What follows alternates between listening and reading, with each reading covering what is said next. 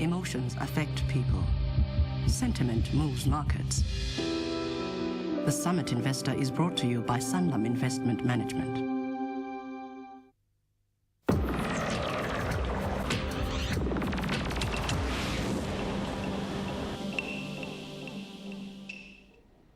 What does it take to be bestowed with the lofty title Financial Planner of the Year? Well, Warren Ingram, Executive Director at Galileo Capital, knows what it's like to receive the title. Jan-Karel Botha, Financial Planner at Ultima Financial Planners, knows what it's almost like to be bestowed with the title. You were the finalist, Jan-Karel. He was the winner. You haven't even hit him once so far. He's such a generous guy. I mean, I really can't comment. I really can't comment on that. But worthy winner. A worthy winner. We'll find out the secrets of the winner in just a moment. How important is a competition like this? Financial Planner of the Year. It's a nice thing to have. The industry knows that you do that you do your job well. Everybody knows it. But it's an industry accolade. Does it really mean that you act in the best interest of your customers? Well, Bruce, there's a big drive from the industry and the Financial Planning Institute, to get the professional recognised by the broader public as professional, and this sort of competition helps in the whole drive to get it known as professional. Because let's be honest, our industry hasn't got a good name, a horrible name to say the least, and it's just in setting a strategy there and try and get the planners lifted and get them realize that they actually can charge fees. They don't have to operate on a commission-based product peddling sort of strategy. I mean, Warren, getting the accolade is really good. You weren't expecting it. You told me that before. Yeah. So it is nice to be held up in those lofty lights, because you've got some pretty heavyweight predecessors at the top of that particular list as well. Yeah, absolutely. I mean, I think, and it's one of those things where, I mean, even in this year, the judges were saying that this was one of those competitions where any of the three finalists could have won. The difference was tiny. But you won. Sure. So exactly. So I think the point about this competition is it does set a standard. It sets a benchmark for what financial planning should be in the country. And when somebody is a certified financial planner, which is really what this is all about, that a client who doesn't know much about the business can say, well, that's really the standard. Those are the people that we should be talking to. No, I mean, I'm going to say something fairly random, like anybody can become a certified financial planner. Anybody with a good brain in their head stuck to their shoulders can become a certified financial planner. It does take a different level of understanding of people's needs, I suppose, and the way in which those people are serviced, though, to be recognized by your peers as standing out from the crowd. Sure. What is the differentiator between a certified financial planner and somebody who's been recognized as one of the finalists in this particular process? Okay, so we have to disagree on the first point. The first point is that not anybody can become a CFP. I mean, so it takes a degree, a postgraduate. Somebody with a brain in their heads, I said. And then 3 years at least experience, plus the ethics. And the ethics is an interesting thing. So if you don't meet the ethical criteria, and you know there's some good commentators in the industry that practice in our industry that can't meet those ethical criteria, they can't become certified financial planners. So I would say not just anybody, but let's move on from that then. I think the point is it's a bit defensive, don't you think? So I think the point is that you would have to have a very rigorous way of doing financial planning. That seems to me the big deciding factor in this whole thing was they were really looking for a proper financial planning process where clients could arrive and they could deal with me or my business, and that was really the point about this competition. It's largely about the business as well, and the clients will be absolutely certain that they will have a really rigorous way of going through a proper financial planning process to come to the right outcome for that person, for that client, rather than, as Jan-Karel says, meeting a policy salesman, and the one you meet today will give you a completely different result to the one you meet tomorrow. And the policy salesman, the issues, you refer to it now, Jan-Karel, that the industry's got some reputational issues simply because of the way in which these salesmen have been incentivized in the past. The industry is struggling to clean itself up, going through the exams process at the moment. It's massively controversial, but that is going to clean out, hopefully, a lot of the rot in the industry. Yeah, Bruce, definitely the core fundamental flaw is the remuneration package. 95 or 99% of planners out there charge pure commission sort of fee. They do a financial plan free of charge, but there's an agenda behind the whole planning process.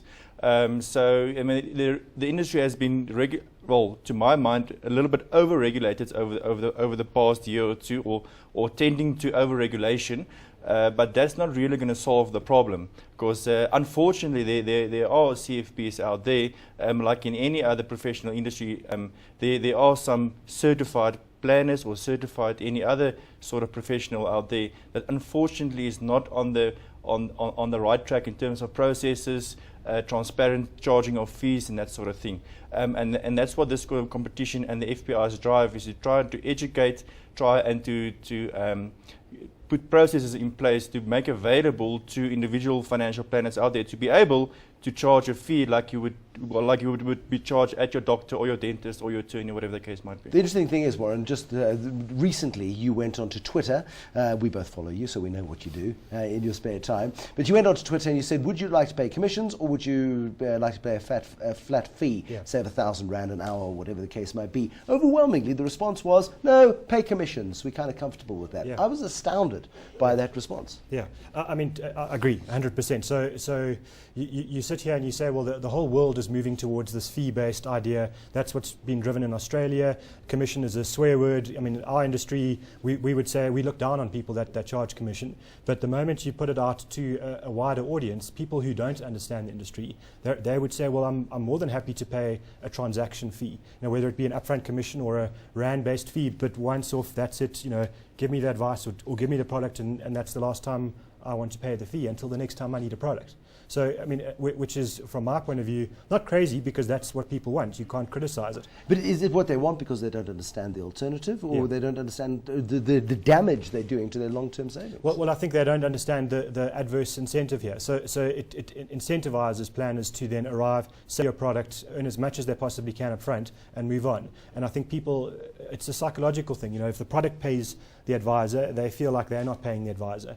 That's okay. They don't have a problem with it. And I think it's really about education. I mean, it's just making them understand what that means and the adverse effects that it will have on them. So when you go into your financial planner's office, you guys are going to have the queues out the door now, of course, but into another financial planner's office.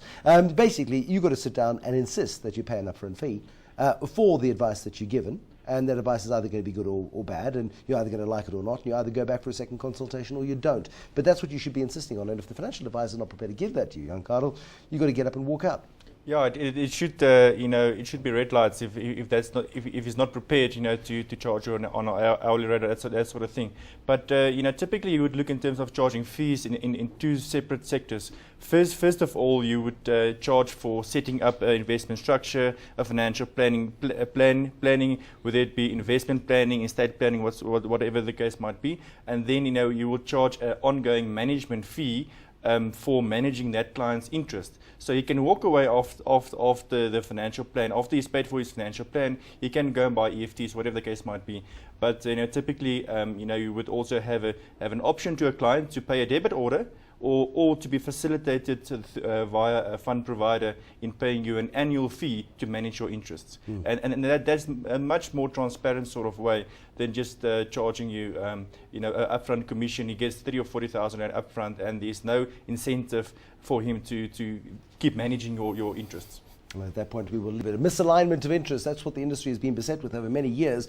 But Warren Ingram, Executive Director at Galileo Capital, and Jan Karel Botha, Financial Planner at Ultima Financial Planners, top dogs in this year's Financial Planner of the Year Awards, and they're thinking about things differently into the new decade. Thanks for coming through. Nice to see you both. And that's all we have time for. From the Summit Investor and the team, good night.